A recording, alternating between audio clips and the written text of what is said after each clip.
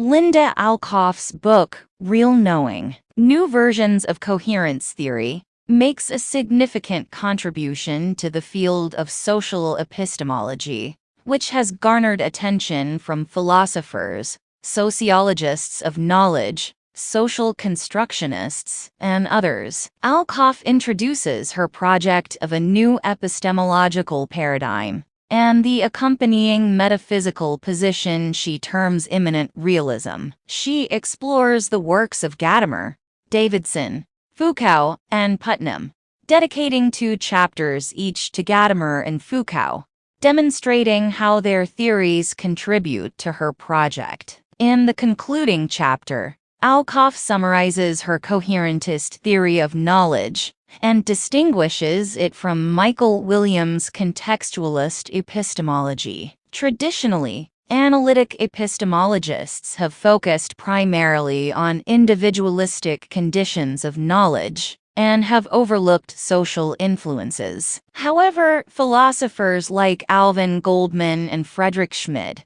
have expanded analytic analyses to incorporate social processes. Alcoff challenges the narrow focus of traditional epistemology, arguing that it lacks a comprehensive understanding of how people come to know in real-life situations. She calls for epistemologists to address complex examples involving knowledge claims about child development, parenting, social issues, and more, rather than solely focusing on the criteria of knowledge. Alcoff advocates for examining the production, circulation, and power dynamics of knowledge. According to Alcoff, a satisfactory account of knowledge must consider the interconnections between knowledge, power, and desire. She emphasizes the ontological implications of this view, referring to it as an ontology of truth. Alcoff's project expands beyond traditional epistemological investigations,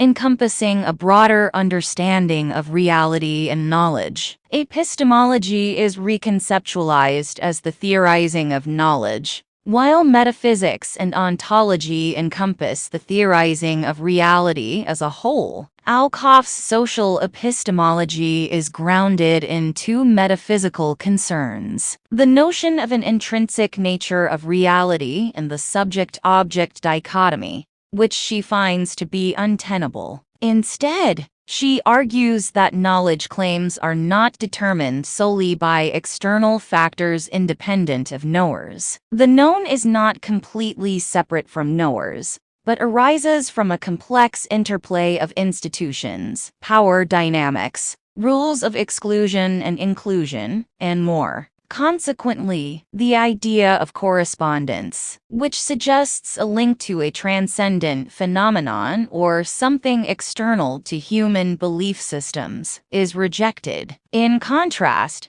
Alcoff proposes a robust coherentism that combines a coherentist theory of justification with a coherence theory of truth. This approach allows for an ontology of truth that transcends the rigid binary opposition between subject and object. According to coherentism, knowledge is ultimately a result of phenomena that are immanent to human belief systems and social organizations. By incorporating social elements into her understanding of coherentism, Alcoff emphasizes the difference between her project and traditional epistemological endeavors. Alcoff's objective is to reconstruct epistemology by reorienting its understanding of its own inquiry, including its goals, methods, and disciplinary position. She draws upon various conceptual frameworks, including recent work in Anglo-American and continental philosophy, feminist epistemology,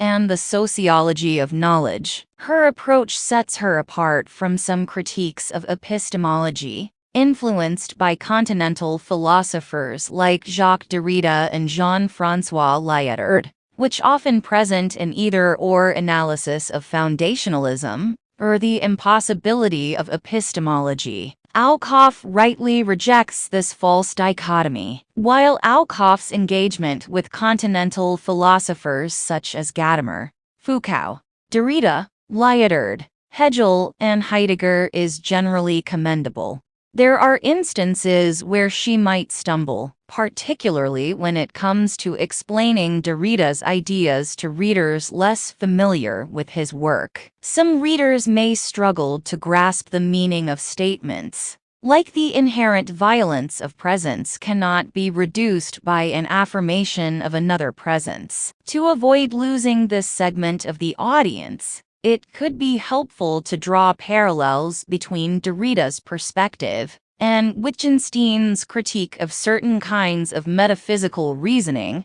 emphasizing the limitations of such reasoning. Alcoff aligns herself with Gadamer's idea that the knowing agent plays a constitutive role in knowledge, a concept not entirely new, as Kant also attributed a constitutive role to the knowing subject. However, while Kant left us with an unbridgeable gap between the knowable phenomenal world and the unknowable noumenal realm, Gadamer rejects the traditional separation between the knowing subject and the objects of knowledge. Alcoff highlights Gadamer's argument against the view that knowledge consists of automatic responses to stimuli devoid of meaning. This rejection of separating subject and object resonates with Wilfrid Sellars' critique of the myth of the given. Alcoff concludes that the historically situated and constituted knower is a necessary condition for knowledge, not a detriment. Alcoff strongly argues against the traditional subject-object dichotomy,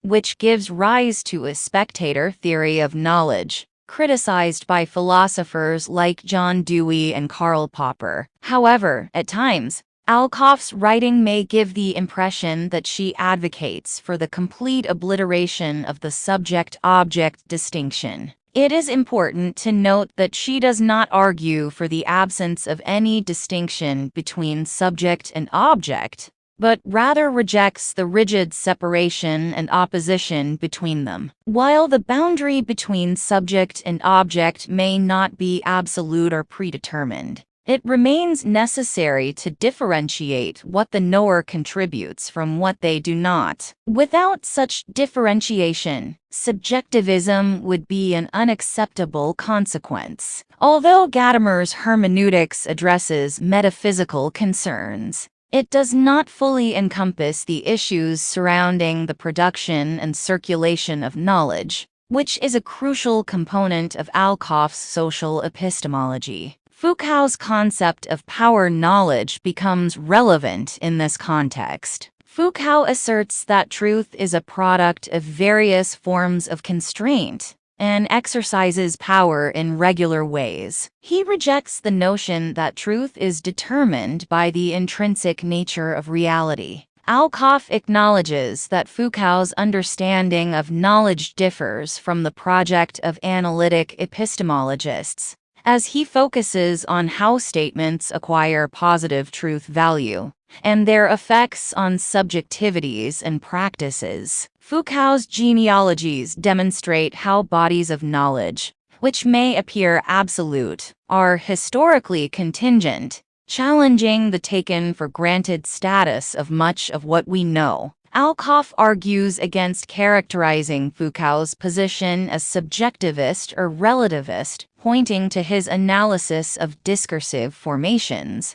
and their role in demarcating truth candidates, capable of being true or false. Alcoff's interpretation of Foucault's project receives some criticism. While she presents a positive reading of Foucault's work, suggesting that he aimed to improve the process of knowledge production by better understanding its complex relationships, it is not entirely clear that Foucault's goal was to enhance epistemic practices in terms of their truth conduciveness. The extent of Foucault's interest in improving epistemic practices remains ambiguous. Davidson and Putnam, in their respective ways, contribute to Alcoff's argument against the notion of an intrinsic nature of reality, and also offer insights into an ontology of truth. Alcoff contends that the deflationist account of truth, which reduces it to a property of statements, is inadequate. Davidson and Putnam's perspectives emphasize that truth is integral to language use, providing normativity. Their views extend beyond the deflationist account, allowing for a more comprehensive understanding of truth. Alcoff emphasizes the significance of these contributions in rejecting the subject-object dichotomy and developing a social epistemology. Alcoff's focus is on developing a normative, epistemological account of knowledge within a social context, rather than solely providing a sociological analysis. She argues for maximum comprehensive coherence as the criterion for justification. However, there are concerns about whether coherence alone guarantees truth. The concept of maximal comprehensive coherence needs clarification to address these concerns. If it refers to coherence within an agent's evidence set, it is possible to have a coherent system of beliefs that is still wrong. On the other hand, if it refers to coherence across a broad range of relevant evidence,